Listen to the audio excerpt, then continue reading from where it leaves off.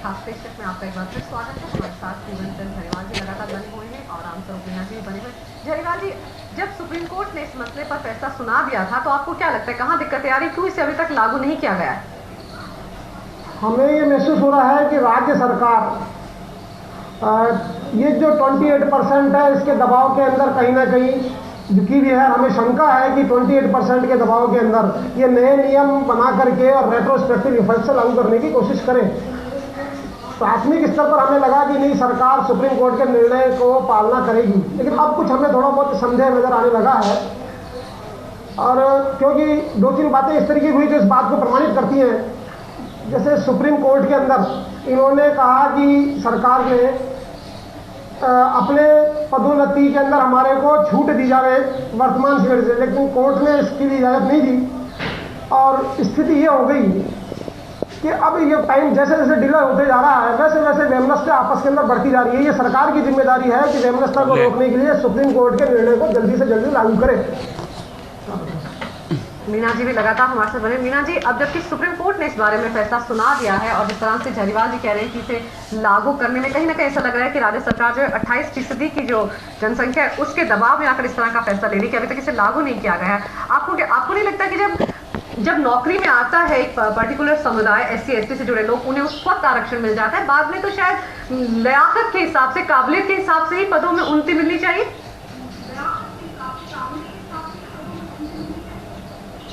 नहीं जी, ऐसा है।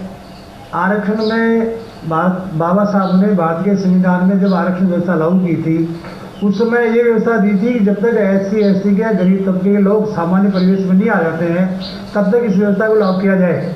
और इसीलिए उन्होंने प्रमोशन में और नई सरकारी सेवाओं में आरक्षण लागू किया गया था। लेकिन आरक्षण जब शुरू हुआ पूरे हिंदुस्तान में और राजस्थान में, सिस्टम से अगर चालू हो जाता, देखो अभी झारीवाल जी ने बताया भी कि सुप्रीम कोर्ट की गाइडलाइंस मिली है 3-4 क्वान्टिफाइड डेटास के ऊपर। मैं उसके बारे में बताना चाहूँगा आपको कि बैकवर्डनेस जो सामाजिक है वो आज तक समाप्त नहीं हो पाई है। राजस्थान की सरकारी सेवाओं में SC ST का अभी बोलेगा भी, देखना वो उसको सुनना दे, वो बोलेगा। तो बैकलॉग के बारे में क्यों चिल्लाते रहते बार बार? वो बताएगा, आप सही बताएगा बात। मैं रोक रही हूँ, मैं आपसे ये जानना चाह रही हूँ, क्या आपको नहीं लगता कि जिन लोगों को सही मायने में आरक्षण का फायदा मिलना चाहिए उन्हें नहीं मिल पाता है, बल्कि क्रीमी लेयर को ही मिल पाता है? इस बात को आप मानते हैं?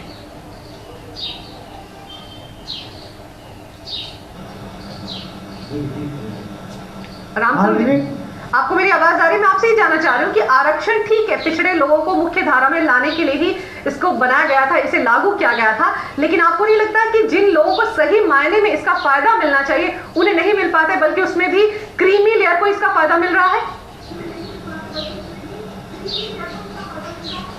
नहीं, इसके आपकी बात से मैं सहमत हूँ। और पर चूंकि हमारे लोग अभी सक्षम इतने हो नहीं पाए हैं कि उसको क्रिमिनल का नाम देकर अलग किया जाए। अगर क्रिमिनल का नाम देकर अलग किया जाएगा उन लोगों को, तो हमारे अभी तक ग्रामीण परिवेश में ऐसी व्यवस्था हो नहीं पाई है कि वो लोग सेलेक्टिविटी में हमारे सामने आ सके, बराबर आ सके। लेकिन सबसे अहम बात यही है, जैसे आप बार बार कह रहे हैं कि नहीं उन्हें मिलना चाहिए, अगर नौकरी के दौरान वो आ जाते, नौकरी में एक बार आरक्षण के जरिए उन्हें फायदा मिल जाता है, उसके बाद तो काबिलियत के हिसाब से अगर पदों में उन्नति दी जाए तो आपको नहीं लगता कि उससे कार्यक्षमता ज्यादा बढ़ेगी?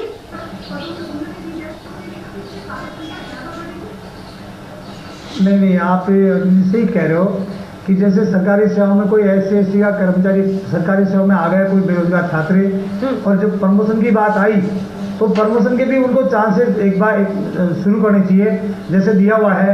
और ये हमारी बात ही नहीं कर रहे हम कि भारत के संविधान में पार्लियामेंट ने 77वां और 85th अमेंडमेंट किया है, और अमेंडमेंट में 77वें अमेंडमेंट में ये किया हुआ है कि SC ST का कोई भी व्यक्ति जिनको प्रमोशन में आरक्षण दिया हुआ है वो आरक्षण लगातार बरकरार रहना चाहिए। मीणा जी, भारत की ही सर्वोच्च न्यायालय ने ये कहा है कि 1995 के बाद की पदोन्नतियों के बारे में सोचा जाए, और अगर उन्होंने इस तरह का फरमान दिया है, इस तरह का आदेश दिया है, तो कहीं ना कहीं उसकी कुछ ना कुछ वजह तो रही होगी। ये तो आप मानते हैं?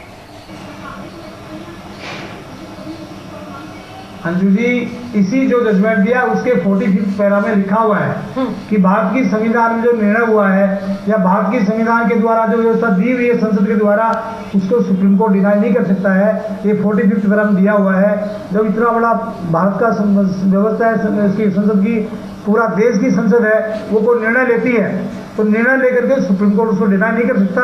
आपस में कोई बात करके इसका समाधान निकाल सकते हैं वो। इसलिए जो 85 अमेंडमेंट हुआ था जिसमें कैचअप रूल लागू करने की बात कर रहे हैं, वो अमेंडमेंट ही हम तो चाहते हैं कि वो कंटिन्यू करें राजस्थान में। और हमारी जो पार्लियामेंट कमेटी दिल्ली में बनी हुई है, हमने उनसे रिक्वेस्ट भी कर रखा है कि आरक्षण राजस्थान में पदोन्नति में आरक्षण लगातार कंटिन्यू करें।